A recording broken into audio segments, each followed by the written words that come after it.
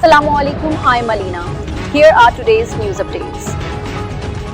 Report پیش کرتے ہیں میاں شہباز IPA نیوز کے چیئرمین سیالکوٹ سے۔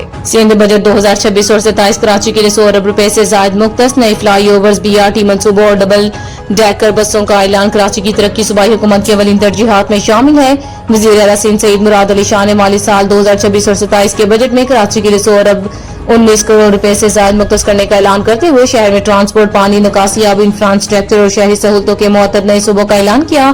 وزیر اعلیٰ سندھ نے کراچی کے مجموعی طور پر 816 ترقیاتی منصوبے شامل کیے جن کی مجموعی لاگت 644.3 ارب روپے ہے۔ کراچی کے لیے 100 ارب سے زائد مختص، شہری کے رواں مالی سال میں 100 ارب 19 کروڑ روپے مختص کیے گئے، جبکہ 500 ملین روپے سے زائد لاگت کے 167 بڑے منصوبے اور 1 ارب سے زائد لاگت کے 110 میگا منصوبے جاری ہیں۔